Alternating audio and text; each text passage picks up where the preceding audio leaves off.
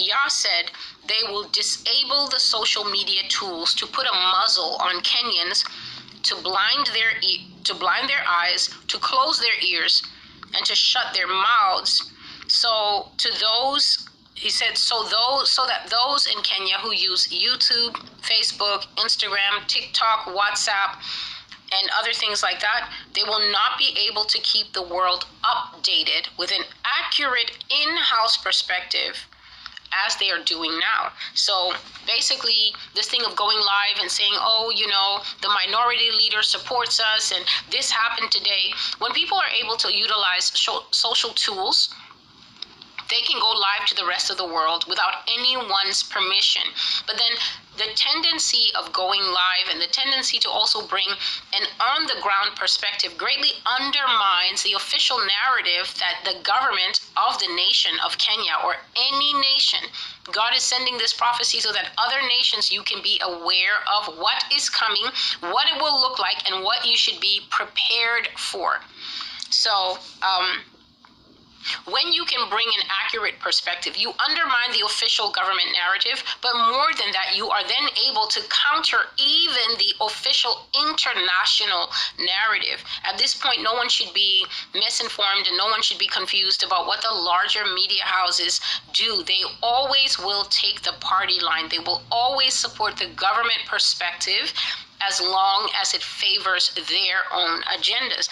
And so the Lord says that they're going to limit telecommunication services in Kenya, definitely no internet, but also interfering with the internet as a general policy called a media blackout, in which they will use jamming technology to block people from being able to have a voice that they should have. One country that does this really well, even though it's not the only one, is the People's Republic of China. China has a way to shut down the internet so that people will not look at what the government does not want them to look at. They will not hear what the government does not want them to hear. And in China, using these tools illicitly or finding a way to use them, they usually find ways to arrest people, persecute people, and they prosecute them under a wide umbrella that is simply called terrorists or anti-hacker laws.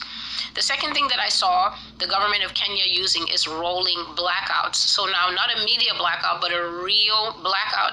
And I saw in a video Kenya just sitting in darkness for longer and longer and longer periods of time. It's not that the government will not have power. They're going to start taking away power in certain areas so that sometimes people will sit for an entire day or 2 days without power. And I even saw that they cut the water to areas that they saw were problematic and continually having protests like that. And God was showing me they will use hardship as a way to subdue the people and force them to be still. The truth of the matter is that you're less likely to be interested in protesting when you don't have your basic needs, when your life is disrupted, when you have work in the morning, you have things that you need to do at home, but there's no electricity to cook and things like that.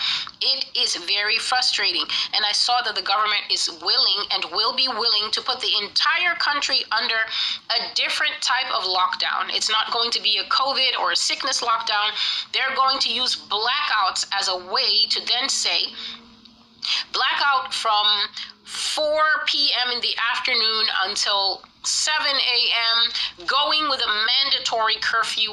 Anyone seen outside after that time, you're immediately subject to arrest and you're going to be detained until such time as we can find out what to charge you with.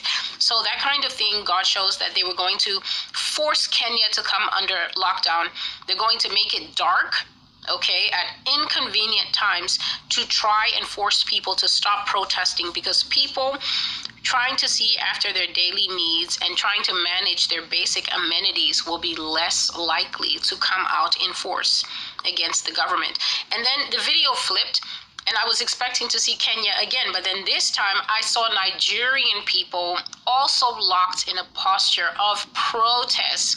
These people were sometimes on vehicles, holding onto the vehicles and just shouting as the vehicles were riding through the streets. They were also extremely angry, extremely agitated, holding nothing back, upset screaming.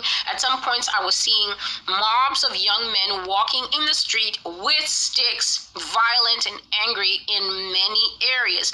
But all the Lord said to me about the Nigerian protests was this. He said, it will settle down, Celestial, but it will flare up again. It